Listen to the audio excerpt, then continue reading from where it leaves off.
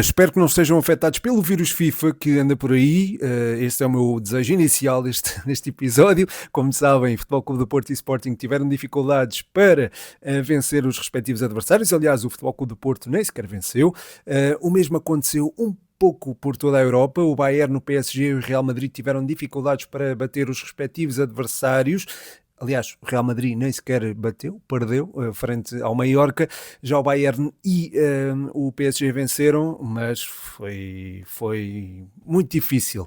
Já vou falar sobre esses assuntos de forma mais pormenorizada. Antes disso, gostava só de vos agradecer o feedback relativamente aos últimos episódios.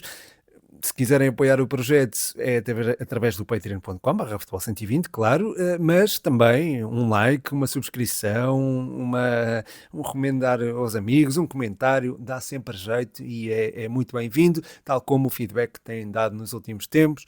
É tudo assim mais na calada e eu percebo que seja, mas estejam à vontade para comentar, estejam à vontade para também partilhar as vossas opiniões publicamente e também para ajudar o projeto através de like, subscrição, sininho, etc, etc. Antes de ir à bola, gostava só de deixar uma recomendação cultural. Não vou tomar muito tempo, obviamente.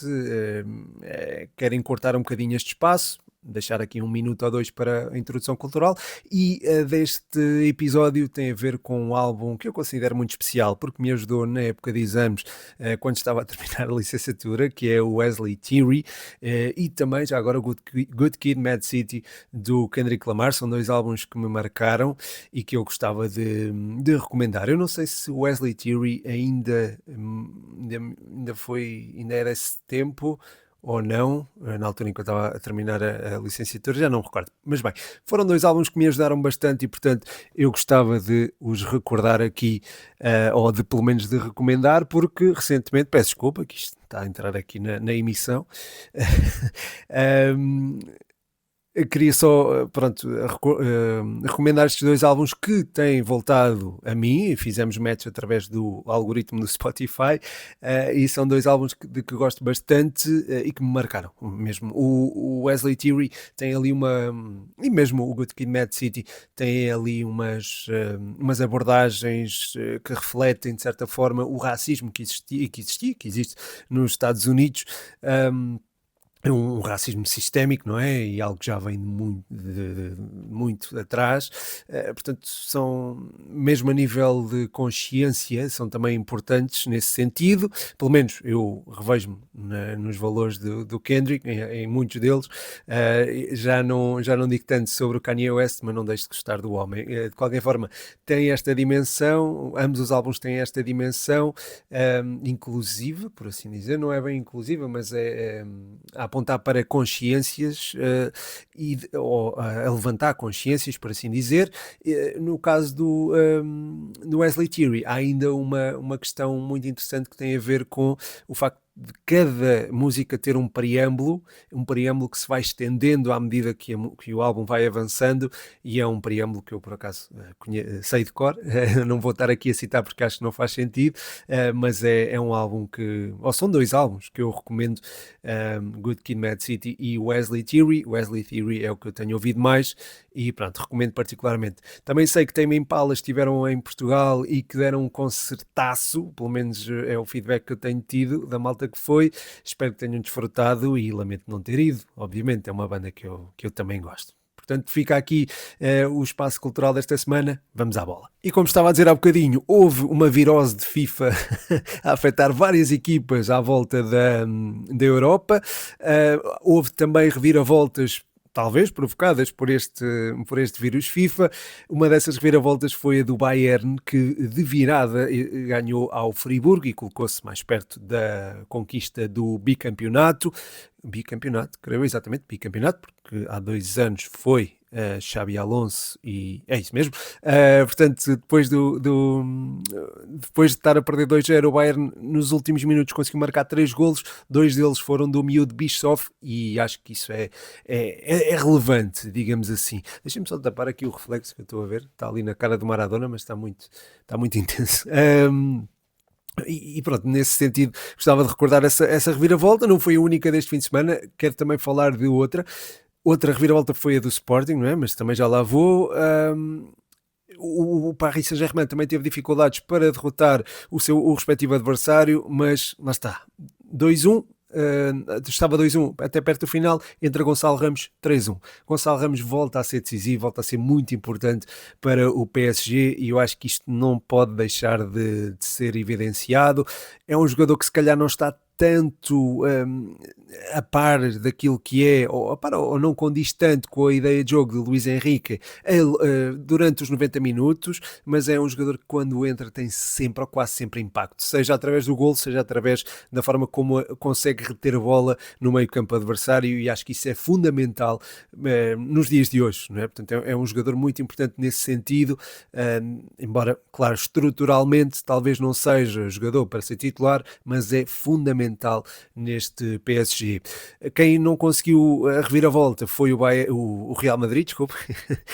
O Real Madrid foi derrotado pelo Mallorca e dá-nos aqui uma sensação de que pode não ser compatível a existência de Vini Júnior, Mbappé, Jude Bellingham, até porque acaba por travar a evolução de miúdos como o Arda Güler e o Rodrigo também. O próprio Endrick também não se afirmou, talvez pelo excesso de qualidade, por assim dizer, e acho que é muito difícil lidar com um balneário assim. E acho que o Arbeloa está a ter essa dificuldade, tal como teve o Xabi Alonso. Enfim, é o que é. São dois jogadores, são dois ex-jogadores do Real que têm muito peso, têm a mística do Real nas veias, praticamente, e não conseguiram, não digo transmiti-las, mas não conseguiram pôr, mesmo com a sua influência, não conseguiram pôr travão naquilo que é o balneário do Real Madrid e não conseguiram também pôr em prática uma ideia de jogo que eu acho que devia a ser mais fluida. Também pesa, eu sei, o facto de o Real Madrid ter uma eliminatória frente a um rival complicado já na próxima semana, mas ainda assim não deixa de ser lamentável na perspectiva dos adeptos do Real Madrid não conseguirem corresponder competitivamente àquilo que esta equipa prometia ou promete ser e ilustrá-lo está o facto do Barça conseguir agora uma distância importante para o Real Madrid, são 7 pontos de vantagem que poderão eventualmente já não ser recuperáveis. A forma como o Barça vence o Atlético Madrid é também esclarecedora do domínio que o Barça tem conseguido exercer. A expulsão é um bocadinho polémica do Atlético, mas pronto, isso já é coisa para outras núpcias, não é para aqui chamado também. De qualquer forma, vejo este Barça a jogar muito à bola e tenho muita expectativa para aquilo que pode desenvolver mesmo nas Champions. O ano passado caiu nas meias finais frente ao Inter. Este ano acredito que eventualmente possa chegar à final se alinhar ali alguns aspectos, sobretudo nas tarefas defensivas. Outra reviravolta que aconteceu este fim de semana, ou melhor, não foi bem reviravolta, mas foi um jogo louco e que eu gostava de mencionar, foi um dos quartos de final da FA Cup, particularmente entre o West Ham e o Leeds, aconteceu há pouco tempo, há pouco tempo, considerando a hora que vos estou a gravar, que são 8h46. E aconteceu algo extraordinário, que foi o Leeds estava a vencer 2-0 aos 90 mais 2. O árbitro dá 11 minutos de compensação, aos 90 mais 3, Mateus Fernandes faz o 2-1, grande Mateus Fernandes está a fazer uma época também extraordinária e eu acho que justifica a chamada à seleção, e o outro gol foi apontado por Dizazi, central emprestado pelo Chelsea, que aos 90 mais 8 ou 90 mais 9 faz então o gol do empate. 2-2, o jogo vai para prolongamento, há uma lesão do Arbeloa, guarda-redes do West Ham, tem que entrar o miúdo, o Finlay Eric, e quando ele entra, pelo menos em mim, houve a sensação de déjà vu da altura do Mundial 2014, quando o Van Gaal substituiu o guarda-redes titular para as grandes penalidades, precisamente. O miúdo começou por surpreender e defendeu a primeira grande penalidade, e aí eu pensei, ok, o West Ham ganha isto. Não ganhou, acabou por perder frente ao Leeds, foi eliminado nas grandes penalidades, o Leeds foi mais eficaz aí e o embalo que o West Ham conseguiu com o empate que forçou o prolongamento não teve consequência. No prolongamento ainda teve 2 golos anulados, portanto isto foi mesmo um jogo de loucos e que eu gostava também de deixar essa nota. Jogo de loucos e que também teve uma reviravolta, lá está, esta do West Ham não foi bem a reviravolta, mas outro jogo de loucos foi o do Sporting frente ao Santa Clara. O Santa Clara entrou muito bem, Sporting muito macio, e acho que há aqui sinais de alerta evidentes, pelo menos a nível físico. Felizmente para o Sporting não vai existir mais paragem para as seleções, mas pelo menos 2 jogos na sequência de competições europeias vão existir, e isso é preocupante, sobretudo porque os Leões têm também um jogo a menos e o calendário vai apertar. Ainda há uma segunda mão da meia-final da Taça de Portugal, portanto há aqui uma conjuntura complicada para os Leões. É preciso gerir a nível físico para que não haja impacto no resto da época, um impacto negativo, obviamente, no resto da época. Isto na perspectiva dos Leões, obviamente. Acho que sentiram muita dificuldade para explorar o flanco esquerdo do Santa Clara, e quando há dificuldade para o flanco esquerdo do ataque do Sporting, tiveram muita dificuldade para fazer isso, e teve a ver com a ausência de Maxi, não com a presença de Ricardo Mangas, não quero ir por aí. Eu acho que é mais a ausência de Maxi Araújo que é fundamental no jogo do Sporting, porque faz o flanco todo e quando ataca não desguarnece a defesa, e quando está no processo defensivo não quer dizer que não vá lá à frente mandar um sprint aos 88 minutos com toda a garra, como se estivesse a começar o jogo. É um jogador que acho que é fundamental no Sporting nesta altura, talvez seja o jogador mais importante, quer dizer, o mais importante não é, o mais importante é Luís Soares, mas está entre os mais importantes do Sporting, e foi... a ausência dele foi muito sentida. A de Luís Soares também. Eu sei que Rafael Melo marcou um golo, mas ter Luís Soares é completamente diferente.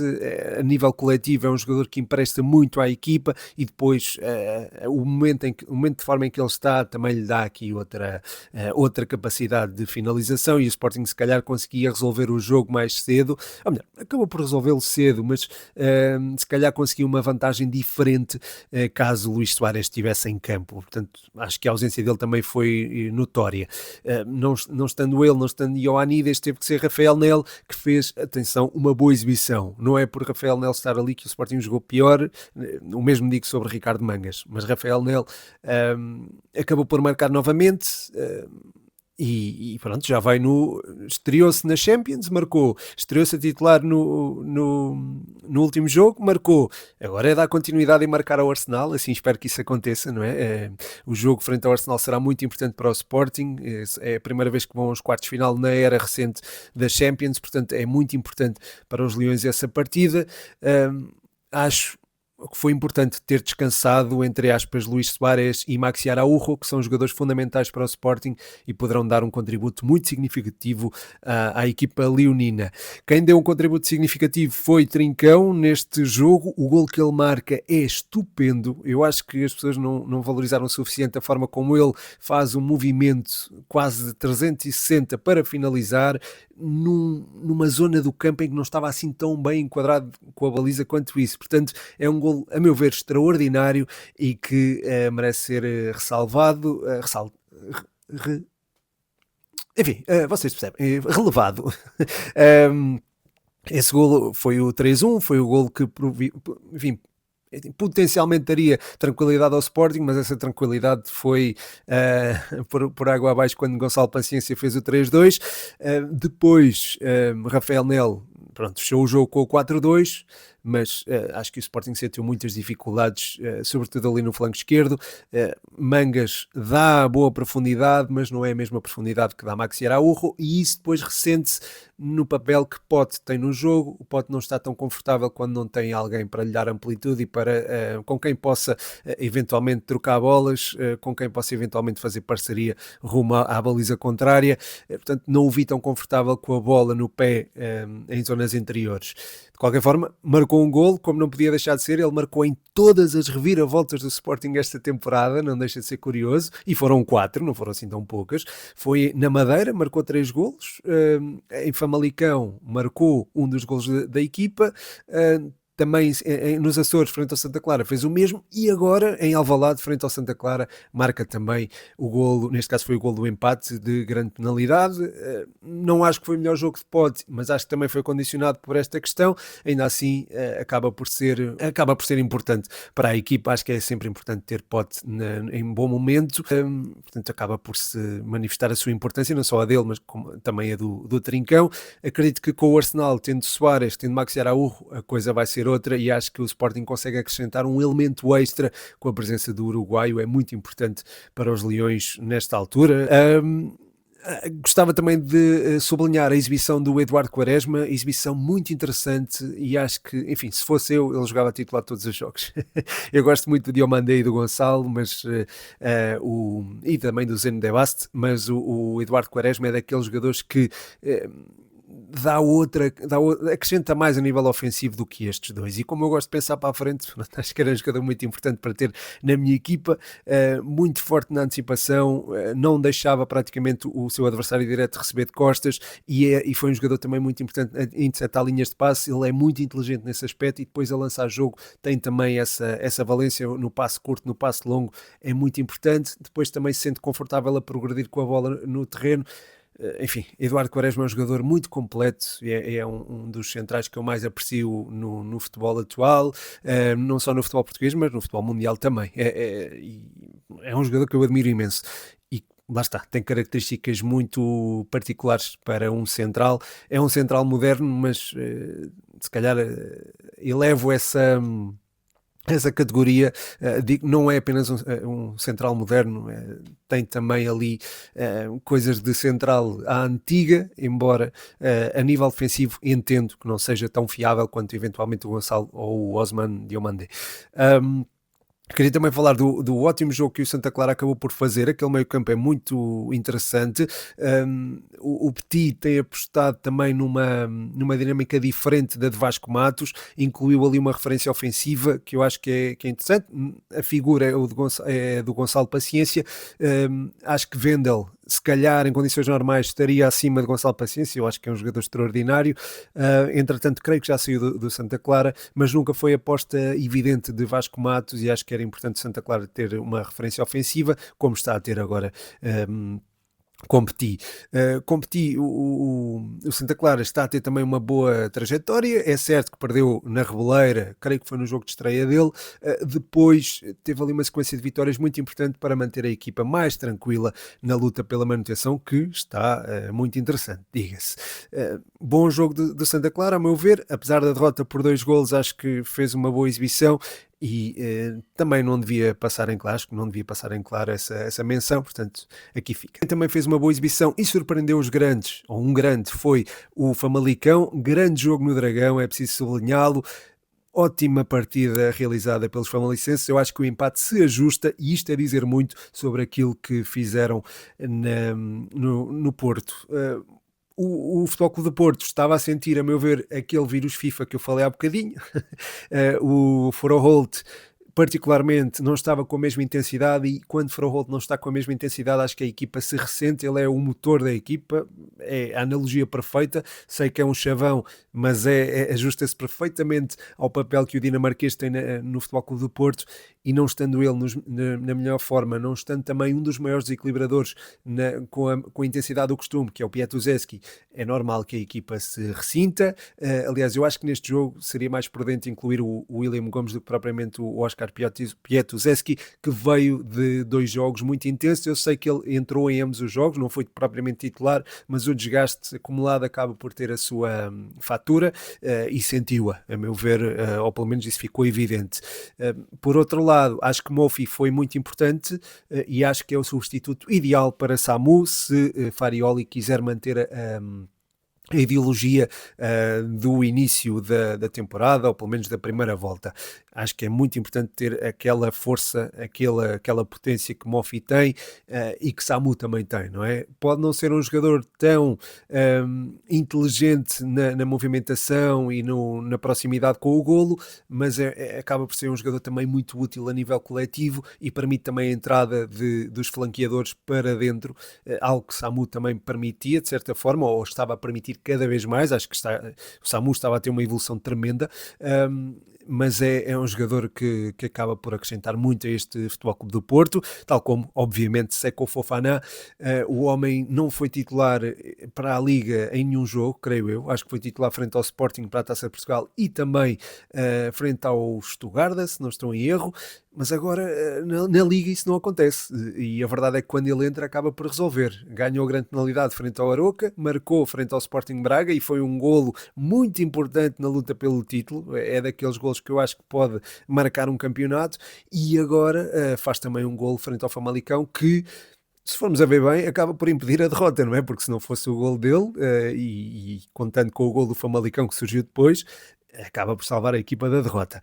Mas bem, fora estes ses, acho que é importante analisar também a exibição do Famalicão, meio campo muito funcional, o ataque, acho que a equipa tem uma coisa muito boa que é a transição ofensiva, a forma como a equipa se desdobra, de estar tão fechada e tão bem organizada a nível defensivo, a forma como acaba por se desdobrar para o ataque é muito interessante, e muitas das vezes o Futebol Clube do Porto viu-se com dificuldades para segurar este Famalicão, e sabemos que o Futebol Clube do Porto é uma equipa que gosta de ter a sua, ou pelo menos tem como valência, digo, a forma como condiciona a saída de bola contrária, e não conseguiu fazê-lo tão bem frente ao Famalicão, e acho que os elos de ligação ali no meio campo foram muito importantes para que isso acontecesse, e o meio campo do Famalicão faz uma exibição tremenda mesmo, mesmo o lado, a linha defensiva também está habituada a sair a jogar, e portanto também sai com qualidade,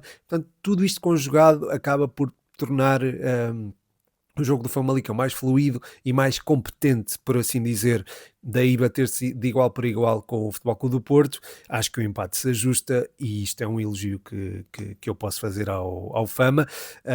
Foi superior na primeira parte e os números dizem isso mesmo. Às vezes podiam ser mentirosos, mas a verdade é que dizem a verdade. Na segunda parte se calhar foi um bocadinho mais equilibrado, mas mesmo assim vimos muitas vezes a equipa a invadir o meio campo do Futebol Clube do Porto. Não sei quanto ficou em termos de posse de bola, mas a verdade é que o Famalicão conseguiu ter... obviamente não teve o domínio do jogo porque esteve em desvantagem, ou pelo menos com um resultado desfavorável durante algum tempo, mas a verdade é que conseguiu bater-se de igual para igual com os Dragões. Quero deixar uma nota também para Rodrigo Pinheiro, está a fazer um campeonato tremendo, e acho que o Futebol Clube do Porto lamenta que não continuasse com o miúdo. É um lateral de mão cheia e mereceu o gol que marcou aos 90 mais 9, agora já não me recordo a que minuto foi. Outros jogadores que, pronto, já elogiei, mas não os mencionei, foi o Matias de Amorim e o Vandalói, dois jogadores muito importantes na tal processo de saída do Famalicão.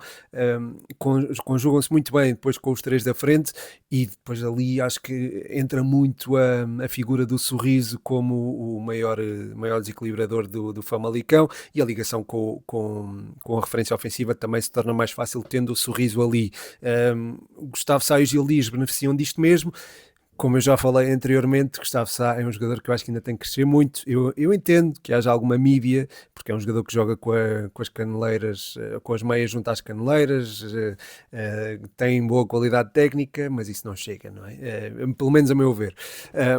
Depois, relativamente ainda ao meio campo do Famalicão, a entrada de Marcos Penha não fez perder a intensidade nem qualidade, e acho que foi tranquila a entrada dele. E de resto acho que há que elogiar também a crença dos famalicenses. Não é fácil jogar no Dragão, em desvantagem, e é muito mais difícil ainda jogar no Dragão em desvantagem aos 90 mais um minuto, sofrendo um golo aos 91, aos 92, portanto... É notável a forma como o Fama vai buscar este jogo, mantém-se ali na corrida pelas competições europeias, embora, lá está, não podemos descartar uma eventual vitória na Taça de Portugal do FAF ou do Torriense, e eu estou a dizer isto a sorrir, mas pode acontecer, a verdade é esta, tal como o Aves já derrotou o Sporting descendo de divisão, tal como, por exemplo, a minha Académica ganhou ao Sporting, embora estivesse mais estável aí, obviamente. Portanto, isto pode acontecer, e convém não descurar essa possibilidade. E por estranho que possa parecer, a verdade é que já houve equipas portuguesas em escalões inferiores a disputar competições europeias. Aconteceu com o Beira-Mar em 99-2000, desceu em 98-99. Lembram que até empatou a 4 golos frente aos Salgueiros, e lá está, porque é que eu me lembro destas coisas. Na Taça UEFA do ano seguinte enfrentou o Vitesse num jogo que era eliminatório. Antigamente não havia fase de grupos na Taça UEFA, e o Beira-Mar acabou por ser eliminado pelo Vitesse. De qualquer forma deixou deixou boa imagem, acho eu. Curiosamente, 2 anos depois, ou 3, agora já, talvez 3 anos depois, o Leixões vai à Taça UEFA também, é eliminado, não sei se nas pré-eliminatórias, pelo PAOK, depois de ir à final da Taça de Portugal, onde perdeu com o Sporting. Estava na altura, creio que no terceiro escalão, portanto, estes Leixões eram orientado pelo Carlos Carvalhal, tinha o Anchoé como grande referência, e pronto, lembro-me disso. Lembro-me disso. Foi aí que eu descobri que Gabão era um país, porque o Anchoé é gabonês, e pronto, são coisas do passado futebolístico português e que acabam também por ensinar, não é verdade? Mais recentemente, creio que houve uma equipa alemã a disputar as competições europeias, e agora não me recordo qual foi, mas creio que houve uma descida de divisão. Estava na segunda liga alemã, na Bundesliga 2, e estava a disputar, não foi o Heidenheim? Não sei, agora não me recordo. Se souberem, digam aí nos comentários. Mas não deixa de ser interessante também estes dados. Já agora, o finalista da Taça de Portugal em 2001-2002 também tinha acesso à competição europeia caso o vencedor, o adversário, ou o vencedor da Taça de Portugal, exatamente, desculpem, estou-me a baralhar tudo, já se tivesse qualificado para as competições europeias. Portanto, isso também aconteceria. Acho que aconteceria também com a Académica quando foi ao Jamor e ganhou ao Sporting, e creio que isso se prolongou depois no tempo. Acho que agora é que já não entra em questão essa regra. E por falar em equipas fora os chamados três grandes, o Sporting Braga está mesmo a levar à letra aquilo que o seu presidente disse que depois da eliminação frente ao FAF, que o Braga ia ter uma época completamente diferente, e a verdade é que tem tido várias vitórias consecutivas, exibições convincentes, e desta vez venceu o Moreirense sem Zalazar, o que eu acho que é muito relevante, porque o Zalazar andava a ser um dos jogadores mais decisivos desse Sporting Braga.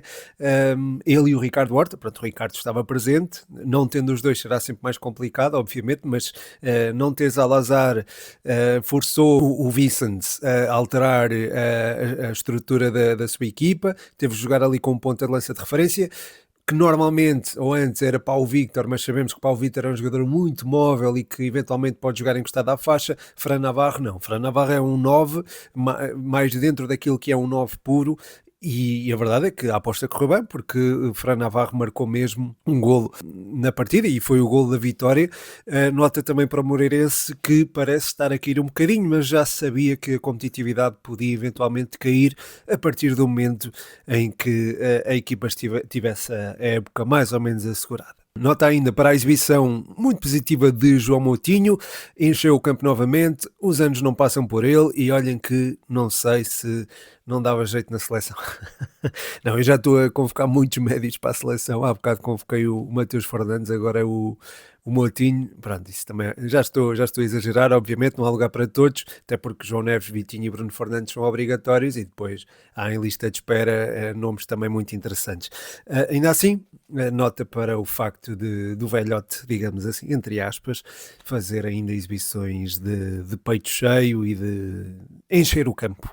Tenho aqui uma nota também para Ralen Blessa, do Rio Ave.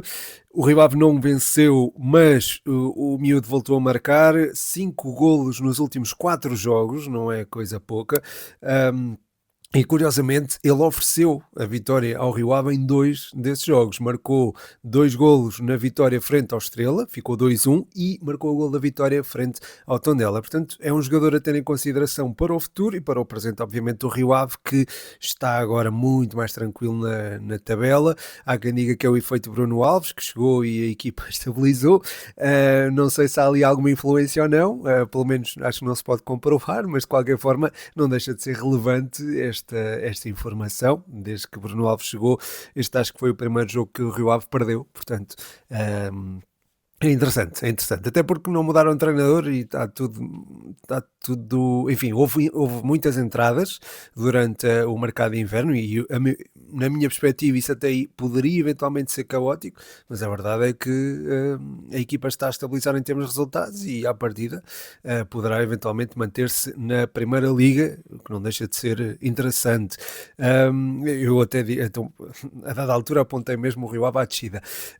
Por falar em descida, a luta pela manutenção está muito interessante. O Nacional venceu o Estrela da Amadora num duelo de 6 pontos, chamado duelo de 6 pontos, em que se ganha 3 e o rival perde 3.